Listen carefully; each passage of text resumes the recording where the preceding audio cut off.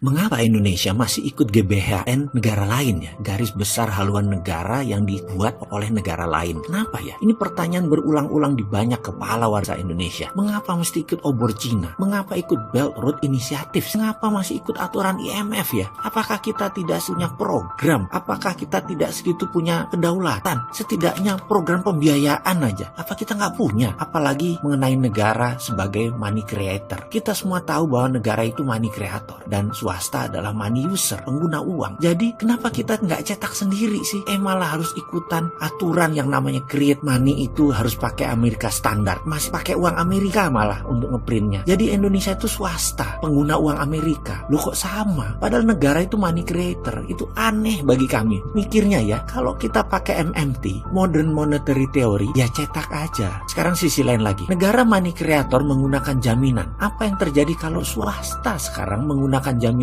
emas untuk menerbitkan dinar Mataram? Boleh nggak? Kastodiannya siapa? Kastodiannya atau wali amanahnya tempat emas itu ditaruh adalah Kesultanan Mataram dan izinnya adalah menggunakan e-money. Bagaimana? Emasnya kan boleh kan sebagai alat tukar? Kaget nggak negara? Boleh nggak kami yang swasta ini main? Sebenarnya kenapa saya agak blingsatan kepanasan? Karena usulan tentang MMT ini kok sulit banget diterima. Malah hutang sebagai solusi negara. Sampailah email sahabat saya Stephanie Kelton masuk ke saya kemarin. Dia berkata bahwa partner dia, penasihat keuangan yang namanya William Michael, diminta sebagai penasihat keuangan negara Timur tetangga kita. Duar, asli kepala saya meledak. Bayangkan, Amerika tuh di tahun 1971 menggunakan MMT, di mana melepas jaminan emas untuk print money. Waktu itu emang MMT belum populer, hanya shadow government saja yang melakukannya, belum internasional terbuka. Secara internasional mulai saat itu diciptakanlah dua strategi, yang satu buat di permukaan, yang satu shadow. Yang di permukaan adalah fake knowledge tentang ekonomi yang dibiarkan tumbuh liar di kepala para ekonom, para teknokrat, para orang pinter, para makan sekolahan. Tapi shadow-nya, government tidak melakukan apa yang teori ekonomi para makan sekolahan tadi. Tidak. Lalu di tahun 1989 Cina mulai mengikuti MMT, Modern Monetary Theory, yaitu juga menciptakan dua mata uang, renminbi